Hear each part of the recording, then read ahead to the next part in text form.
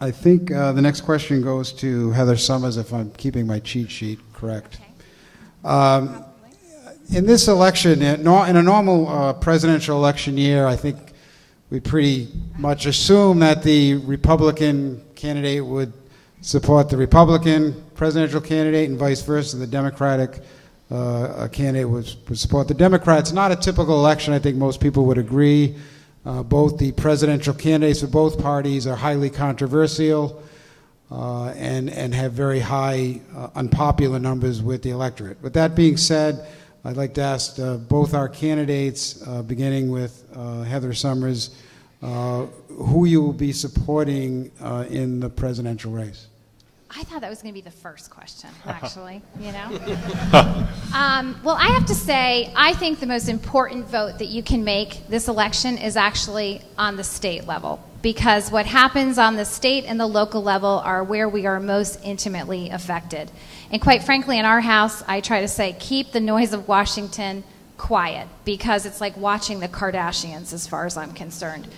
I have serious issues with both of the presidential candidates. I have grave concerns about them both. But one thing that my parents had always said to me is, it's not what you say, it's what you do. I do not like what Donald Trump says, but I certainly do not like what Hillary Clinton has done. And therefore, I will be supporting my party's nominee at this time. All right, thank you. And if we could hold the applause to the end, please.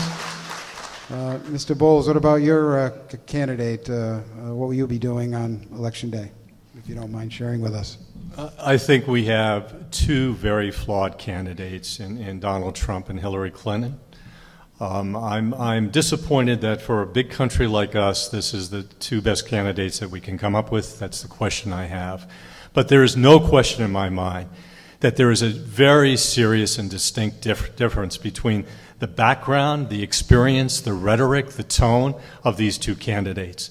I think Donald Trump has invoked a campaign of bigotry and misogyny and hatred that I just really think it divides this country. And I think we need to come together as a community, as a state, as a nation.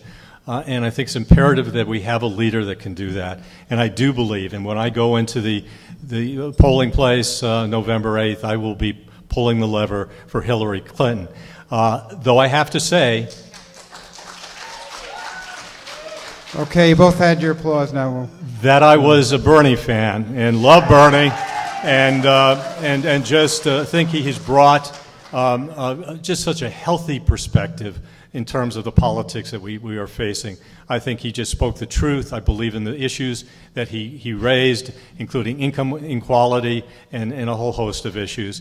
So I wish, I was running with somebody different on the top of the ticket, but I also feel very proud to be in the position where I'm running with the next and the first woman president. So. I have to... You have 30 seconds if you want it. Okay.